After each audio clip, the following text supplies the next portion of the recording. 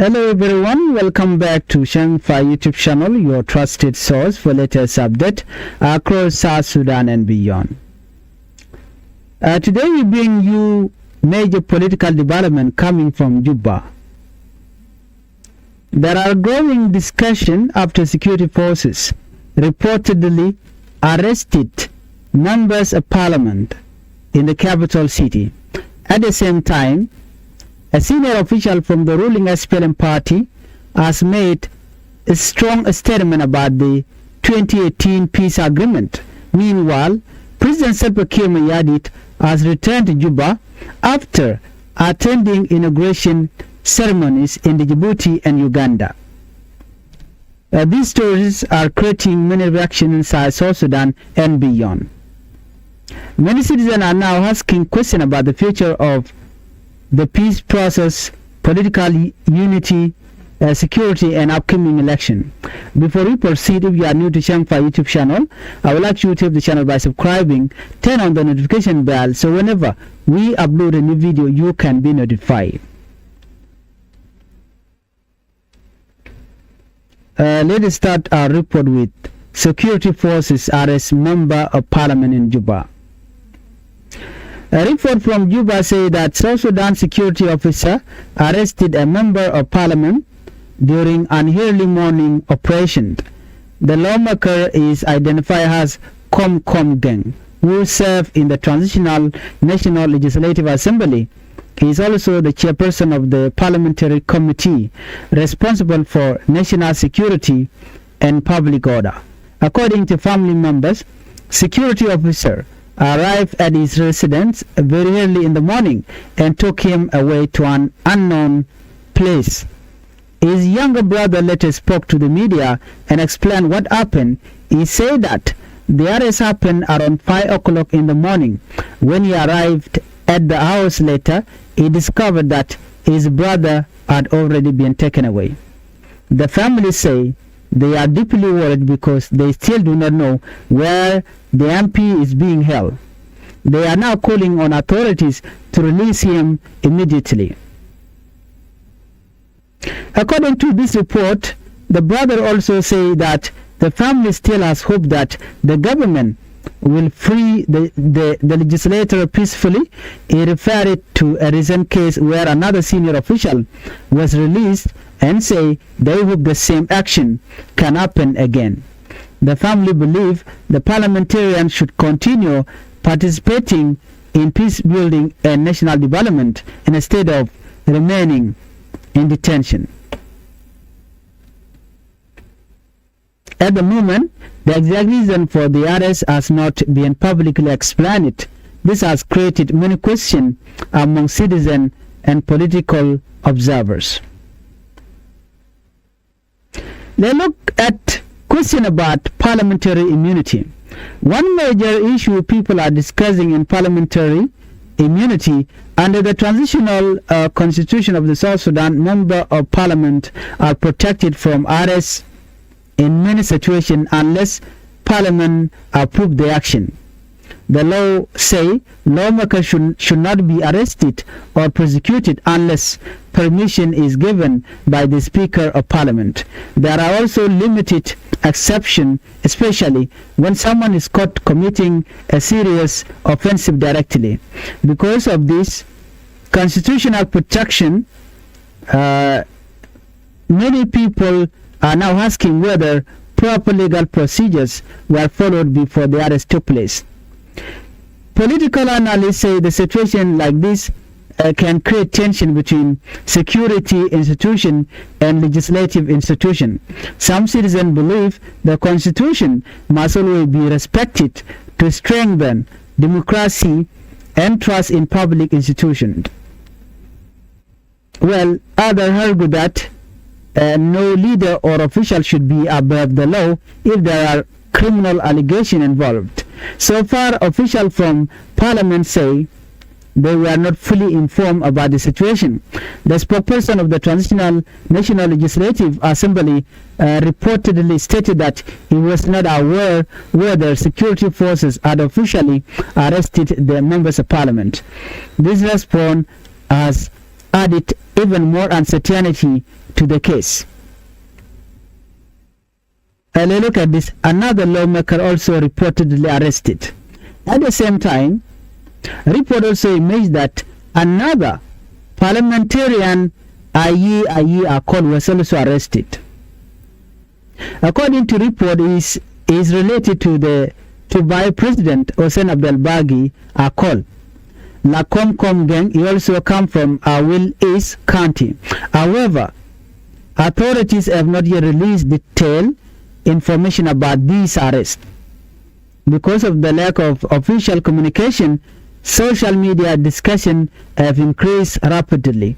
Some citizens are expressing concern about political freedom and legal protection. Others are calling for calm and asking the public not to spread unverified information online. Political observers say the government may eventually release more information in the coming days. Well, this development comes at a sensitive time in South Sudan politics. The country is already facing debate about election, peace implementation, economic challenges, and political reform. Whenever senior political figures are arrested, it naturally creates public attention and speculation. Some analysts believe this incident may increase political mistrust between different groups. Others say the government could be acting based on security concerns that are not yet public. Right now, many South Sudanese citizens are waiting for transparency and official clarification. People want to know why were the lawmaker arrested, were legal procedure followed, will formal charges be announced, and what impact could this have on national unity? These are important questions many citizens are discussing today. Let's move on to our second topic story. Top SPLM official make a strong comment about peace agreement. Now let us move to another major political story that is creating serious debate across South Sudan. A senior official from the ruling SPLM party recently made a controversial remark about the 2018 peace agreement. The official is Simon Kunpoch, one of the senior leaders in the ruling party. While speaking during an event in Juba, Kunpoch said that he personally does not believe in the peace agreement signed in 2018. That peace agreement, known as the Revitalized Peace Agreement on the resolution of the conflict in South Sudan, was signed to end year of civil war between forces loyal to President Salva Kiir Mayardit and opposition leader Riek Machar. Well, the agreement later led to the formation of the transitional unity government in 2020. However, Simon Kunpoch shocked many people after saying that the SPLM party could even distance itself from the agreement. He claimed that the SPLM as a party was not officially part of the agreement itself. This comment quickly attracted attention because the peace agreement remains one of the most important political documents in South Sudan today. Well, Kunpo's remarks are coming at a time when Parliament is discussing possible amendment to part of the peace agreement. Reports say the government wants to revise some chapter related to election, constitutional reform, and legal arrangement connected to the peace deal. This process has already caused disagreement among political groups. Some opposition members reportedly boycotted discussion about the amendment. International partner and peace monitoring organizations have also expressed concern about the process. Some groups say all parties should be included before major challenges are made to the agreement. Supporters of the peace deal believe the agreement remains important for stability and peaceful transition. But others argue that some sections need update because the country is preparing for future election. This disagreement is now becoming one of the biggest political debates in South Sudan. Let's look at Simon Kunpoch's comment about the foreign countries. During his speech, Simon Kunpoj also criticized foreign countries and international organizations that continue to pressure South Sudan regarding the peace process. He questioned why outside power are involved in discussion about the agreement. He argued that South Sudanese leaders should solve their own political issues without foreign pressure. He also praised local officials and legal experts inside the country, saying South Sudan has capable people who can manage its own affair. This comment may reflect growing frustration among some political leaders regarding international involvement in South Sudan politics. However, critics said international support has also played an important role in peace negotiation and humanitarian assistance over the years. This is why opinion remains divided. Some people support stronger national independence in decision making. Others believe international mediation is still necessary to help maintain peace and stability in the country. Now look at the comment about Dr. Machar. Simon Kunpoj also spoke about the opposition leader Dr. Machar. Kunpoj wanted political group against demanding Machar release before court decisions are made. According to him, only the court have the power to decide whether Dr. Machar should be released or not. Kunpoj added that if Machar is found innocent, he could be freed, but if found guilty, he would face punishment like any other citizen. These comments are also generating a strong reaction because Dr. Machar remains one of the most important political figures in South Sudan. Supporters of the opposition say due process and fairness must always be respected. Government supporters meanwhile say legal institutions should be allowed to work independently. This situation continues to attract regional and international attention.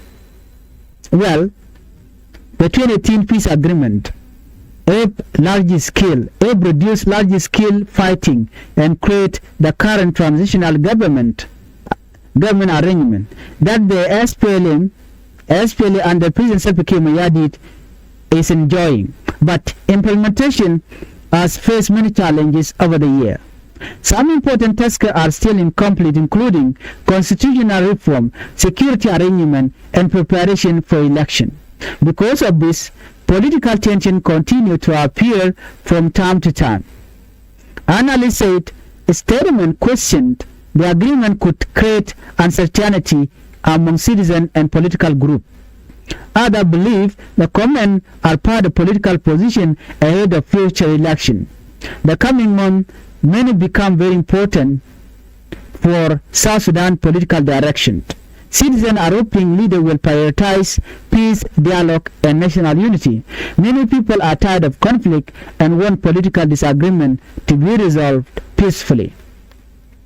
Well, let's move on to our third top story. President Salva Kiir Mayardit returned to Juba.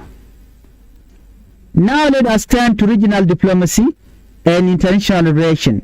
President Salva Kiir Mayardit has returned to Juba after completing official visit to Djibouti and Uganda. According to the Presidential Press Office, President Salva Kiir Mayardit attended inauguration ceremony for the president of both countries. In Djibouti, he attended the swearing-in ceremony of President Ismail Omar, who began another term in office. After that visit, President Salva Kiir Mayardit traveled to Uganda, where President Yoweri Museveni was sworn in for another term as president. The South Sudanese leader also reportedly held discussion with regional leaders about cooperation, peace, and stability in East Africa. When Kiir returned to Juba, he was welcomed by senior government officials, ruling party members, and supporters at the airport. Videos and pictures from the airport show traditional dance and celebration during his arrival. These were shared on social media. Supporters were also seen chanting a slogan welcoming the president back home. Why this regional visit matter? Political analysts say these regional visits are important for several reasons. First, South Sudan continued to rely heavily on cooperation with neighboring countries. Uganda remains one of South Sudan's closest regional allies economically, politically, and militarily. Djibouti is also strategically important in regional diplomacy and trade connection. A meeting between African leaders often focus on security, cooperation, economic partnership, trade, and regional stability. At a time when South Sudan is facing internal political debate, maintaining a strong regional relationship may help strengthen diplomatic support. Some analysts also believe these visits are connected to wider discussion about peace and future election in South Sudan. Regional leaders continue to monitor development closely because instability in South Sudan can affect neighboring countries as well. So let's look at the public reaction inside South Sudan. Across South Sudan, reaction to these stories have been mixed. Some citizens are worried about the arrest of Lawmaker and the future of political freedom. Others are more focused on economic problems, rising prices, and daily survival challenges. On social media, many people are debating whether the peace agreement should be amended or protected as it currently exists. Supporters of reform argue that political pressure or political process must continue moving forward. Critics fear that changes to the agreement could increase tension if not handled carefully. Meanwhile, supporters of President Kiir are praising his diplomatic activities and regional engagement. Opposition supporters are calling for more dialogue, transparency, and inclusiveness in political decisions. One thing is clear: South Sudan remains at an important political moment.